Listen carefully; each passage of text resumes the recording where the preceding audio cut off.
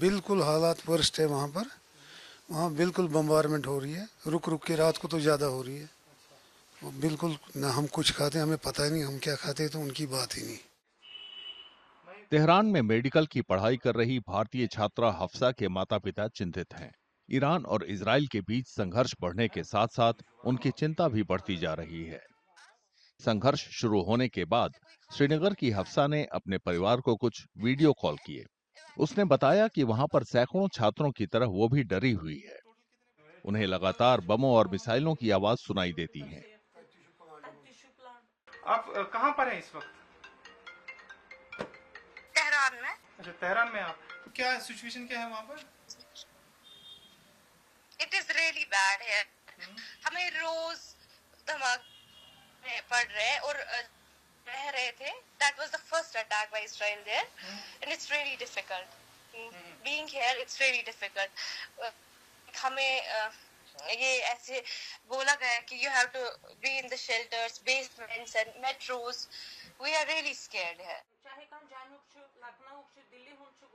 डरी हुई बेटी से तेहरान की हालत जानने पर हफ्सा के माता पिता ने सरकार से अपील की है कि उसे फौरन सुरक्षित लाया जाए।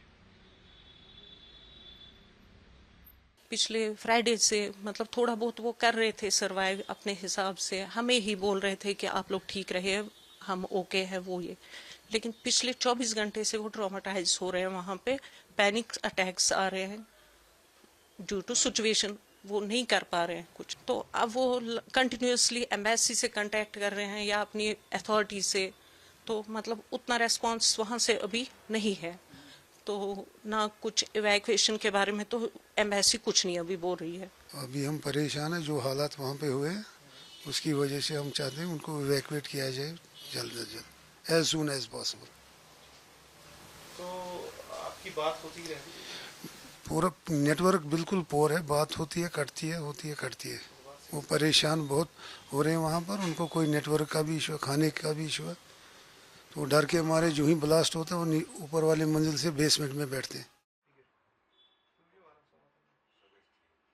हफ्सा के माता पिता की तरह ईरान में पढ़ रहे श्रीनगर के दूसरे छात्रों का परिवार भी चिंतित है। मोहम्मद अयूब डार ने भी सरकार से तेहरान में फंसे छात्रों को लाने के लिए तत्काल कदम उठाने की अपील की है। सिचुएशन बहुत खराब है वहाँ पर। आप तो मीडिया के थ्रू, अभी उतना मीडिया यहाँ पर नहीं दिखा रहा है, तो सिचुएशन बहुत खराब है वहाँ पर। क्योंकि बाहर जो भी हमले हो रहे अभी नहीं रुक रहे। मॉर्निंग के टाइम में अगर दिन को हम वहाँ पर देखेंगे, जितना मैंने कांटेक्ट वहाँ से किया है बच्चों के साथ या फ्रेंड्स के साथ, दिन में उतना नहीं हो रहा है। शाम के जब 6-7 बज रहे हैं वहाँ से दोनों तरफ से हमले हो रहे हैं।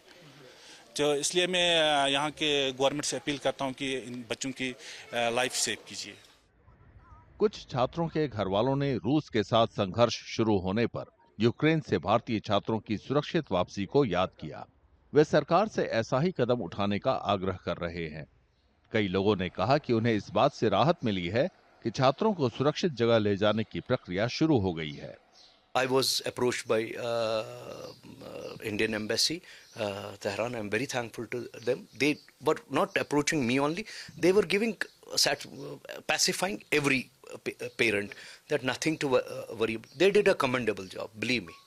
They did wonderful job over there. Our country is having a great past experiences, like Operation Ganga was carried in Ukraine. 18,000 were airlifted from there. So we have full hope in our country's leadership. We have full hope in our foreign minister. They will definitely, they are on the job and they will do the job. And I'm very thankful to them. Today I received the news that children are being relocated. And that's much little bit pacify हो गए। श्रीनगर के एक सलाहकार ने छात्रों को Tehran के college में दाखिला दिलाने में मदद की थी। उसने बताया कि वे लगातार उन छात्रों के संपर्क में हैं। उन्होंने छात्रों के घर वालों से धीरज रखने की अपील की है। आपको पता है कि भी सिचुएशंस जो हैं थोड़े से वहाँ डिफ़िकल्ट सिचुएशंस हैं, लेकिन जहाँ तक हमारी इंफॉर्मेशंस हैं बच्चों के साथ, जहाँ तक हमारा कांटेक्ट है, एवरीथिंग इज़ अल्हम्दुलिल्लाह वेरी नॉर्मल। खासकर मैं कश्मीरी बच्चों की बात करूँगा, वो बहुत सेफ़ हैं। हाँ, ये जंग है, ऐसा नहीं है कि उनको कुछ मुश्किलात ना आए, वो तो हैं, लेकिन जो प्रायोरिटी वाली बात ये है कि अल्हम्दुलिल्लाह दे आर वेरी सेफ़ और उनके साथ कोई ऐसा कुछ है नहीं कि हमें कंसर्न होने की ज़रूरत है। इस बीच बारामूला में सोमवार को कुछ अभिभावकों और स्थानीय लोगों ने विरोध प्रदर्शन किया। उन्होंने सरकार से फौरन कार्रवाई करने की मांग की। हम समझते हैं ये कितने परेशान होंगे, क्योंकि इनके जो बच्चे हैं वो ईरान में फंसे हैं, और हमारी मौदवाना गुजारिश रहेगी एलजी साहब से कि वो इसको ऑन प्रायोरिटी टेकअप करे मिनिस्टर ऑफ एक्सटर्नल अफेयर्स से, जल्द से जल्द जो हमारे बच्चे हैं वो वापस आएँ। अभी चूँकि जो जियोपॉलिटिकल सिनेरियो चल रहा है ईरान में, जिसमें कि रिसेंटली वहाँ पे इसराइल के द्वारा वहाँ पे अटैक्स हुए हैं और उसका काउंटर अटैक हुआ है, जिसकी वजह से जो हमारे बच्चे वहाँ पे हैं जो फंसे हुए हैं, बिकॉज द एयर स्पेस वहाँ पे जो है वो अभी बंद है, जिसकी वजह से वो घर वापस नहीं आ पा रहे हैं।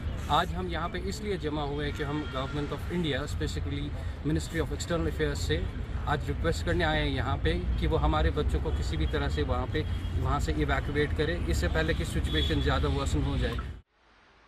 विदेश मंत्रालय ने ईरान में पढ़ रहे भारतीय छात्रों के अभिभावकों को कुछ राहत दी है। मंत्रालय ने सोमवार को बताया कि तेहरान में भारतीय दूतावास लगातार हालात पर नजर रखे हुए है और छात्रों की हिफाजत का ख्याल रख रहा है। कुछ छात्रों को सुरक्षित जगहों पर भेजा भी गया है।